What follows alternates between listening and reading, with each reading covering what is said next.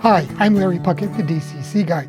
Today I want to talk about 5 things that you can do to improve the performance of your locomotives on your DCC-powered model railroad.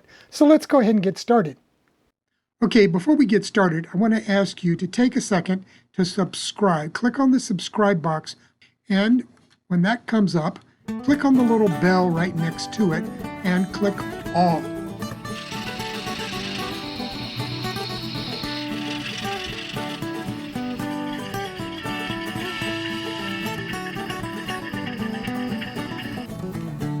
You know, in my last video, I talked about 10 things you need to know about DCC.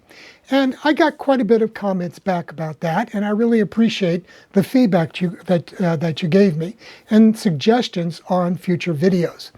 And I'm actually going to address one of the comments and questions in today's video. One of the most common problems that people run into on their model railroads is intermittent power outages due to dirty track. And it's the kind of thing that you might not think about all the time because dirty track, it tends to sneak up on you, and it's really bad the first time that you start using your DCC powered locomotives on your layout, because you might not have thought to go ahead and give your layout a complete clean out. So what is it about DCC that makes it so susceptible to dirty track issues? Well, think about your desktop computer and what happens if for some reason during an electrical storm or any other type of intermittent power shortage where the power goes out for just a second, but it interrupts the power to your desktop computer, and your desktop computer just shuts down like that. Well, then it has to be rebooted, restarted, and power back up again to the point where you were working before you had the power outage. Well, the same is true for decoders because they're basically little computers. So when a locomotive is heading down the track and it hits a dirty section of track, it's just like when your computer loses power. That locomotive hits that dirty spot, it interrupts power flowing to your decoder, and your decoder, being a little computer, shuts down. So you instantly go from, say, speed step 20 out of 127, say, down to speed step 0, basically, because you've stopped. Then the decoder gets its power back when the power comes back on, or you move the locomotive to a clean spot, or it just coasts over the dirty spot. And all of a sudden, it powers back up, it reboots, and instantly it says, oh, I'm at speed step 0. So it's going to stop. And then it's going to get a command from the command station all of a sudden because power's returned, and it's going to tell it you're supposed to be at speed step 30. And then so it's going to suddenly start speeding up to get to speed step 30. And then it hits another dirty spot, it crashes, goes to speed step 0, and then reboots, restarts, tries to go back to speed step 30 again. So you get this lurching effect, just like when you're trying to teach one of your kids how to drive a car with a clutch. So it's one of those stop and start situations. And that's why it can be so bad for DCC locomotives. And so the easiest way to overcome that is clean the track. And let me point out one thing that's very important. Anytime you're doing any kind of scenery work, cover your track. Okay? The easiest thing in the world to do is to put a piece of newspaper over it, or just get some low-tech painter's tape and apply that right over the rails. And then you can just peel it off once you're done. But that will prevent getting glue and paint and all kinds of dirt, dust, and other stuff that you generate when you're doing scenery work on your rails. And it's going to prevent that dirty track syndrome that you're going to run into. Now, another thing that has come up recently and was mentioned during some of the discussion on the comments was this question of what to use to clean your rails. And then there was this topic of polar versus non-polar solvents and how everything combines to create the worst case scenario. I'm not going to go into that because it's a whole another topic. There's a good video here on YouTube on Ron's Trains and Things, and I will try to insert a link above me here to Ron's most recent video. It was about a month ago that he did on this issue of what's best to use for cleaning your rails and to prevent the oxidation of the rails and buildup of that dirty gunk. Now, what I will say is there are a lot of different things that people have used. There are a lot of different things that you can use to clean track, ranging anywhere from gasoline and kerosene and other really nasty stuff, all the way up to isopropyl alcohol. Now, kerosene and gasoline and a bunch of those others are called nonpolar solvents, and isopropyl alcohol is a slightly polar solvent. And it's not as good from that standpoint if you buy into that aspect of oxidation due to the chemistry of polar versus nonpolar solvents. I don't want to go down that path. Watch Ron's video and take a look at an article that was published in Model Railroad Hobbyist in May 2019 by Joe Fugate, where he looks at this issue of polar versus nonpolar solvents and how that affects the dirt accumulation on your rails. But what I want to do, though, is talk about what I do, because there are, like I said, there's a lot of different ways that you can clean your rails. Now, the thing that has been used for years are bright buoys. I don't use a bright buoy except under the most extreme conditions because it's got grit embedded in it. It's like cleaning your rails with sandpaper. And that's not good because that creates micro scratches on the surface of your rails, and things like grease and oil can get in there, attract dust, and add to the dirt buildup issue. So the only time I would ever use anything like this is if I spray painted my rails and got busy and forgot to clean them off before they dried completely and hardened. I might go back and use one of these in order to get that hard dried paint off. But I avoid using anything that's abrasive on my rails. And that would include things like these abrasive discs that you can get for rail cleaning cars that various companies have been making for years. I don't do that. Avoid things that have these rollers that are made, or track cleaning cars that have rollers that are made of the same material basically as bright buoys and have grit in them, because they will do the same thing and they will scratch your rails, and it's just not a good idea. One thing that I like to use right here, now this might look like a bright buoy, but what it is, it's a piece of cork roadbed. And I just take pieces of cork roadbed that are left over from laying track and break off a piece like this, and then you can just use that to rub on the top of your rails like you would a bright buoy. It doesn't have any abrasive in it, and it does a really good job of polishing the top of your rails. So that's one thing. It's cheap. You probably got scrap roadbed laying around that you can use for that purpose. Now, what do I use for cleaning rails? Well, one thing that you really do want to avoid, I'd say, is Goo Gone. This was very popular for a few years around the late 90s, and everybody discovered Goo Gone. It was great for cleaning your rails until we found out that it left a sticky, grungy residue from that wonderful orange smell that's included. And you have to really go behind and clean off your rails to get the Goo Gone off after you've used it. So don't use Goo Gone. I don't use any of those dangerous solvents that are non-polar, like gasoline or kerosene or lighter fluid or any of that stuff. I'm just not about to use anything like that in the house. For one thing, my wife would have a fit if I got the basement smelling like gasoline or kerosene. So I avoid anything like that myself. I don't use dangerous solvents like acetone and lacquer thinner and that, okay? You'll see right on the label, it'll tell you that it's potentially carcinogenic. So I avoid things like that. So what do I use?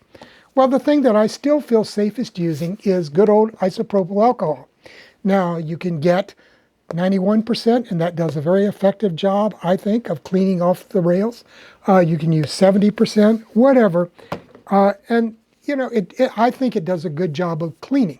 Now, if you buy into the polar nonpolar thing and the chemistry of that, it's probably not the best thing from that standpoint. But I'm willing to put up with that aspect of it because I feel it's safer than a lot of the other alternatives. And one other alternative that some people like to use is mineral spirits that are supposed to be odorless. Well, I've got odorless mineral spirits out in the garage, and it is far from odorless as far as I'm concerned. And so I'm not going to be using that in the house either because downright it stinks. So I'm going to stick with isopropyl alcohol. You know, Ron of Ron's Trains and Things has decided to go with a different product called No Oxide. And what that is, if you read the label and read the online information, it is a conductive grease. So it conducts electricity, but it is a grease, so it prevents oxygen from getting to electrical connections and oxidizing them. I used to use it in my old house, which had aluminum wiring, and you know, it was recommended to apply no oxide on top of those connections, aluminum wire connections, to prevent oxidation and heating up of your wiring. So I used it for that. I would never use it on my rails because it is grease. Same thing, I will not use any kind of lubricant like WD-40. Now there are WD-40 cleaners and then there are WD-40 lubricants. So you have to be careful which WD-40 you choose to use if you decide to use it at all. But I'm not about to put any kind of oils or greases. You know, it seems like about every 10 years, model railroaders rediscover wall clipper oil. And what that is, it's barbers used it. My dad was a barber, so I'm very familiar with wall clipper oil. And it's designed specifically for lubricating hair clippers, electrical hair clippers. And model railroaders have been discovering it about once a decade for the last 50 or 60 years. And it comes, somebody reads an article and says, oh, I'll try that. And they spread the good news, and then everybody finds out it's really not all that great. And so this bandwagon effect is something that I'm not going to jump onto with the no oxide. I will wait for about maybe a year and check back with Ron then and see what he thinks about no oxide on his model railroad then. And, you know, if he still thinks it's the world's greatest thing, I might give it a try. So that answers the question about cleaning the rails. So let's talk about the next one, and that's about cleaning the wheels on locomotives. Now, specifically, the individual who asked the question about that wanted to know about using the metal wire brush type cleaners that companies like KD make. And they basically have a wire with a couple of clip-ons that you can attach it to the track. And then you just hold that wire brush up against the bottom of your trucks, against the wheels. And because the electricity from your track goes to your wheels, they will start to turn and they will rub against that wire brush. Now those wire brushes, I think, are probably brass. Wheels, they might be plated with something, they might be brass plated with nickel, it all varies. My feeling is anytime you use a brush, a wire brush, against your wheels, that runs the risk of scratching them. And in that case, if it's a brass brush or wire brush, I'm not sure, you know, who's going to win that round, your wheel surfaces or the brass brush. But I'm not going to try it. I don't even own one of those because I've never been convinced that they were something I wanted to use. So how do I go about cleaning the wheels? And why do you want your wheels to be clean in the first place? Well, it's the same story with the wheels as it is with the track. In order for power to get to your decoder, it has to go through the track and it has to go through the wheels. So you need to keep the wheels just as clean as the track. And one thing you can do is try to scrape it off with a blade of some kind. I know people that use knife blades and things of that nature. My personal preference is what I'll show you here in a minute. And again, for that, I'm going to use isopropyl alcohol. So let's take a look down here at the top of the workbench, and I'll show you how I go about cleaning the wheels on my locomotives. Okay, so what I've got then, as I said, is just this short piece of rail and my locomotive and a DC power supply. You can use DCC, I'm just using this because it's easier. Then I have this old piece of t-shirt here. And I'm going to put that across the rails just like this. And I've got good old isopropyl alcohol here, and that's what I'm going to use for this. And then I have a pipette, a little cheap plastic pipette. You can pick these up at your local hobby shop. I've seen them there at Hobbytown, and I think I bought a box of about 500 a number of years ago. It's my lifetime supply. And so I'm just going to get a little bit of, don't need anywhere near that much even. So I'm going to take that, and I'm just going to dribble it on, get the t-shirt wet where the rails are, like that. There. And then I'm going to turn on the power and get the locomotive running and allow that truck and its wheels to go over those rails with the t-shirt underneath of it. And I'm just going to let that sit there and run at full speed for a little bit.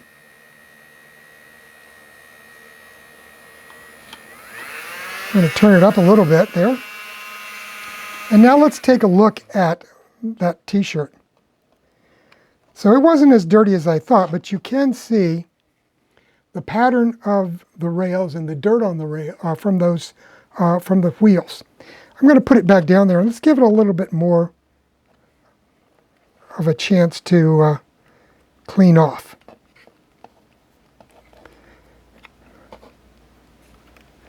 This actually might not be as dirty as I thought, since it has been boxed for so long and not run. You can push down just a little bit to help the process. Okay. Yeah, that got a little bit more off, you can see there. Okay, let's put it this way.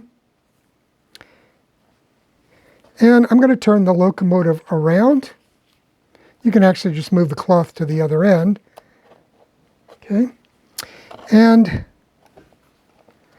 put the locomotive on here so that it's over the cloth. Crank it up again.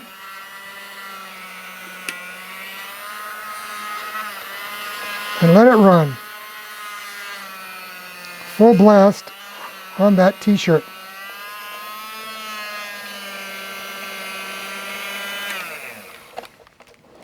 Okay, and there you can see the dirt that came off of those wheels as a result, because this was perfectly clean before we started this process.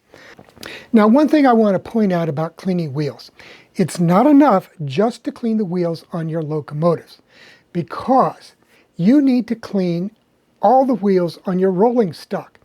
Otherwise, all of that grunge and dirt that is on the plastic or metal wheels on your rolling stock is going to get reapplied to your track, and it's going to get your track dirty again, and you'll be right back where you started with before you cleaned your rails.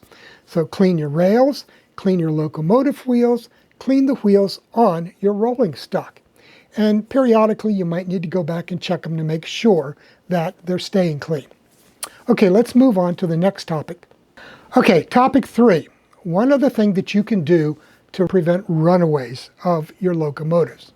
You know, in CV29, and I did a video on programming CV29, and I'll put a link to it right above me, here or here, wherever, whichever side of the screen it pops up on. But within CV29, there is a feature called analog conversion.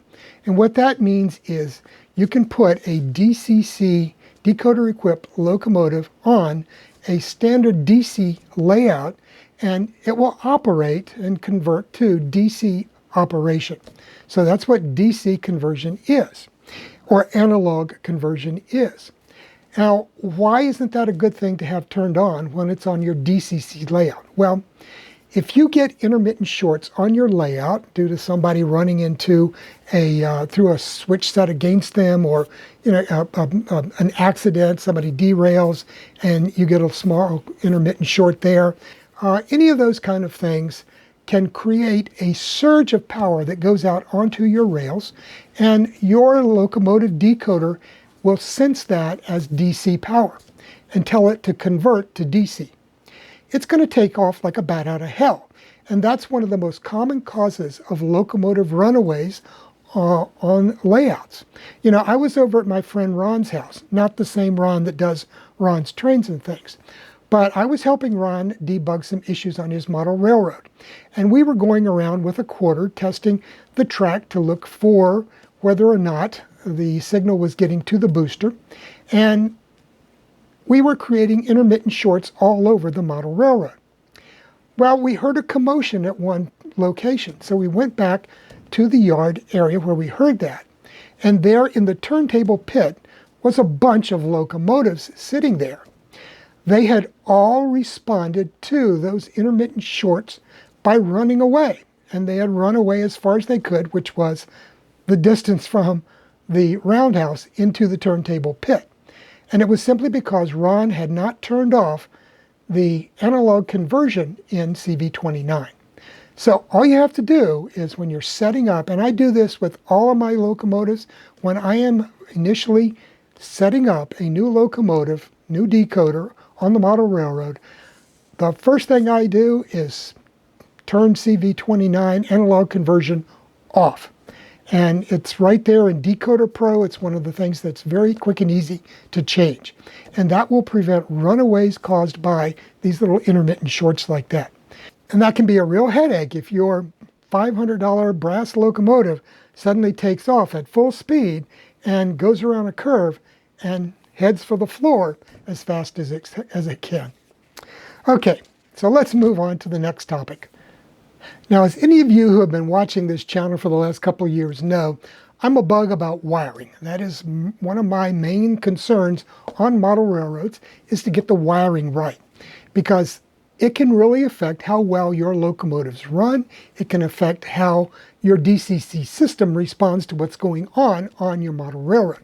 So you need to make sure you have it robust enough, wired properly, and so that you are not going to create any problems with that DCC signal.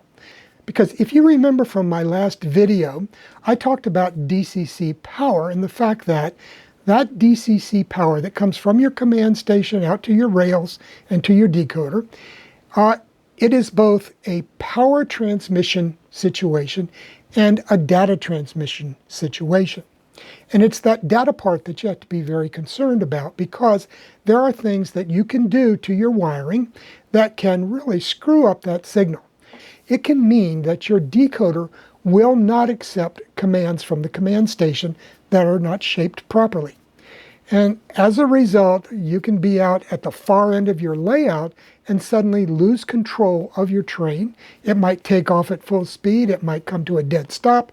It might just stop responding at all to throttle commands. And the reason for that is, with very long runs of wire that are not the correct size and properly installed, it can distort the DCC signal and result in these problems that result in poor performance. So go back, watch my videos on how to wire your model railroad. Pick up a copy of my book from Combat Publications, Wiring Your Model Railroad. It's also available at the Amazon bookstore. And take a look at the proper ways to wire your model railroad and get it right the first time. Now, the final topic I want to talk about is one that is pretty easy for you, but a lot of people don't do. And that falls under the line of ask for help or seek help in some way. There are a lot of questions that come up when you are new to DCC.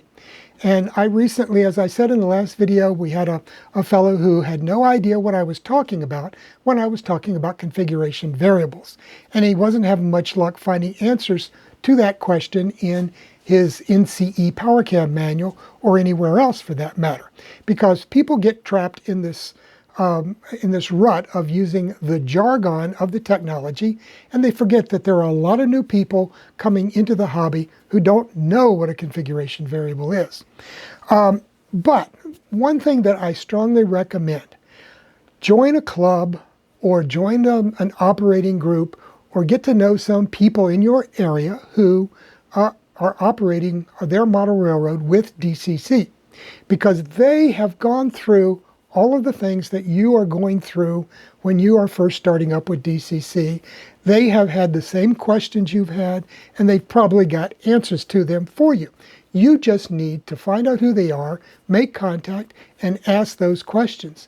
Another thing, there's just tons of internet forums available to answer your questions. Just about every manufacturer has an internet forum on groups.io, and you can go there and join those forums and ask questions and get answers from all of those people. You can actually call the tech support guy at the company. Digitrax has tech support people on call. You can call the guys at TCS, NCE.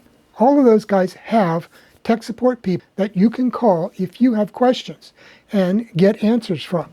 And they are bombarded with these questions all the time, and so they can much more easily answer the question than I can. Because, I very often get the same questions over and over again. They get a wide variety of questions. So that's really the best thing you can do. And people often ask me, what's the best DCC system to buy? Well, my answer to them is, find out what most of the people in your area are using.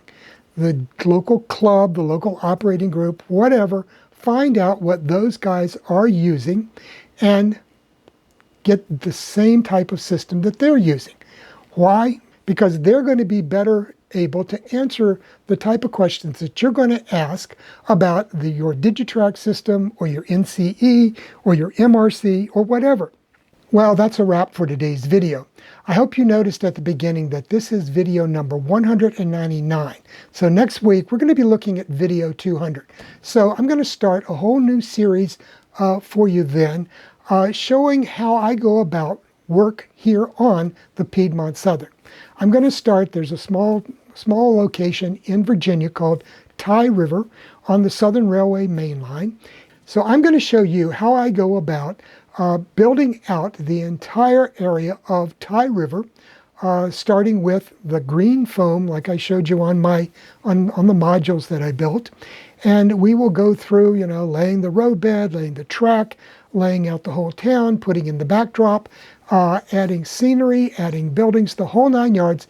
So that's going to be a fairly long, drawn-out series of videos that's going to go through all of the various steps that I like to use for work here on the Piedmont Southern. In the meantime, have a great weekend, and we'll see you here next week with video number 200 from the DCC Guide. Bye now.